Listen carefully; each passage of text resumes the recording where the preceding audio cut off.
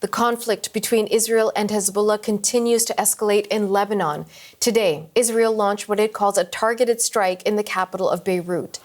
The Israeli military said it was aimed at a senior member of Hezbollah. Lebanese health authorities say at least 8 people were killed and more than 50 others wounded. The strike follows an attack on Hezbollah hours before, where northern Israel was hit with 150 rockets. That followed Israeli airstrikes into southern Lebanon overnight. Maya Gebeily is the Reuters bureau chief in Lebanon, Syria and Jordan. She's joining us right now from Beirut. Maya, thank you for making time for us today. Maya, let's begin with the reports that Ibrahim Aqil, the senior member of Hezbollah, has likely been killed as a result of the Israeli strike. What can you tell us about what is confirmed and what we believe to be true?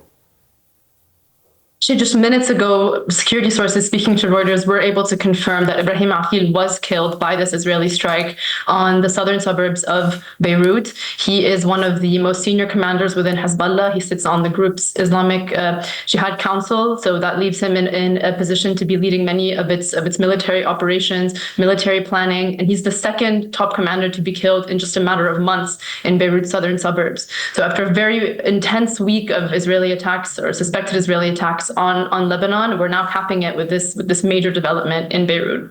What kind of vacuum does that leave within the Hezbollah leadership?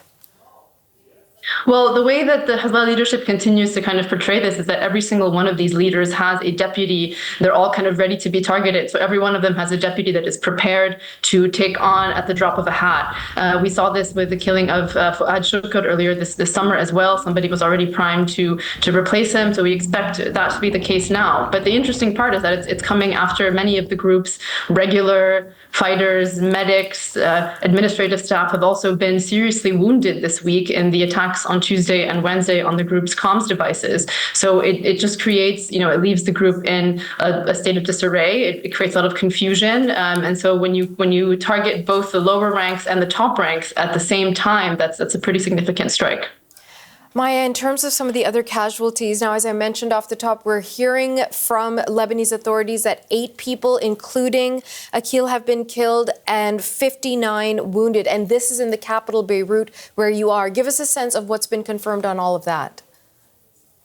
Indeed, the Lebanese health ministry did confirm that 8 people were killed. Our sources told us that Aqil was killed alongside members of Hezbollah's Radwan unit. The Radwan unit is an elite unit of Hezbollah fighters that is responsible for cross-border operations against Israel. So some of those members are making up that toll that we're talking about. But the strike also hit a residential area of Dahiyeh. Dahiyeh is a very densely populated zone, and it hit a meeting that was likely taking place underground, which means that a lot of the people in the immediate vicinity on the streets walking around have been wounded. We saw cars that were left kind of in a pile of metal, and the building itself, 2 buildings were pretty seriously damaged. So it makes sense that there's also tons of wounded in the strike.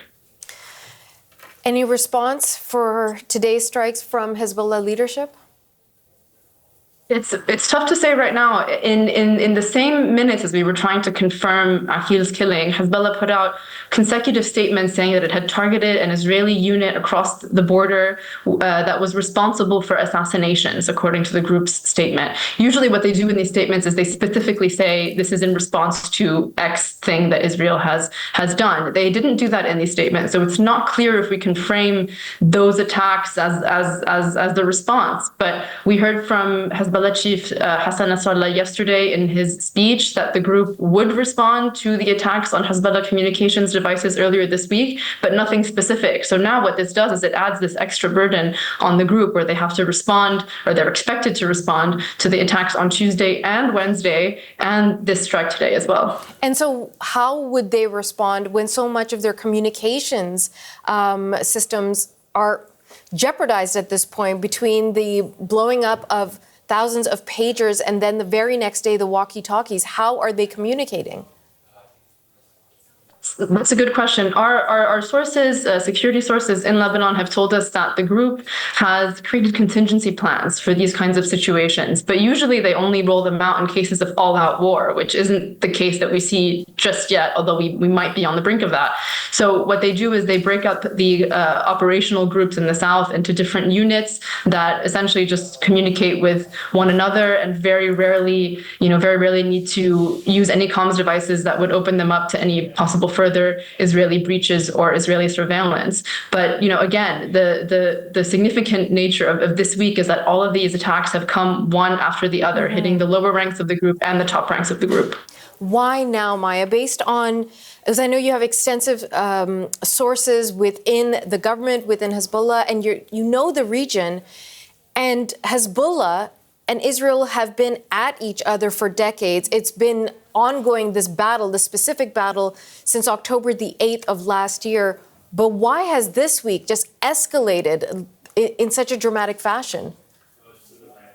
Our understanding, speaking to security sources and to experts, is that any military and any intelligence services takes the shot when they have it.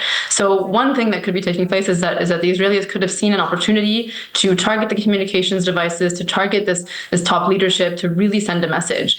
From an analytical perspective as well, we're seeing that the Israeli military, through these kinds of operations, is really squeezing Hezbollah. Hezbollah has said over and over again, we do not seek a wider war. We are doing this in support of Palestine. We are doing this in support of Gaza, but if we are dragged into a wider war, then we will fight it with everything that we've got. So, some of the readings that we're hearing from people here in Lebanon, from experts elsewhere, they think that the Israelis are really trying to push Hezbollah to engage in this full-scale war. And what would be the purpose of that?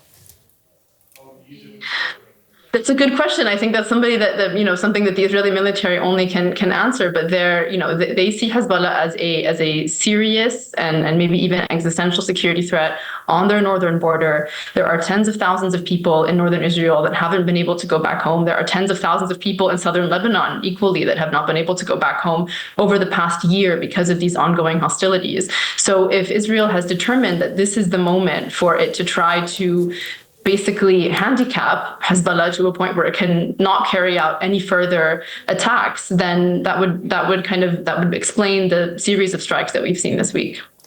Maya, so often when we talk about Gaza, we bring in that background of the history of Gaza and what's going on there. I wonder if you can help us by giving a bit of context of what the heck is going on in Lebanon. I mean, it's been years and years of major unemployment, a huge amount of frustration among the youth, not to mention the blast that happened at the port a few years back. I mean, this country has taken a hit again and again and again, and has also been victim to Hezbollah's militancy. So just set that context for us, for what ordinary Lebanese citizens have to deal with.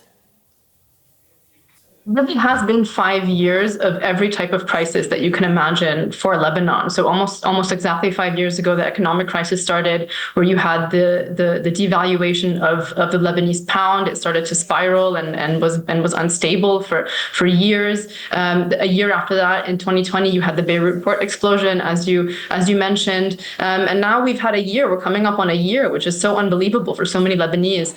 A year of hostilities across the border between Hezbollah and Israel. That's left people displaced for a year. It's left many kids out of school for a year. It's really put so much strain on these families who already were hit hard by the financial crisis and are unable to pay for any hotels or any expenses that they would have from this displacement. So it's been really, really hard on so many Lebanese families who have been kind of hit by blow after blow over the past 5 years. Okay, Maya Gebeily, thank you so much for your time. Thank you so much for your insights. And I hope we can speak again as this story continues to develop. Thank you, Natasha.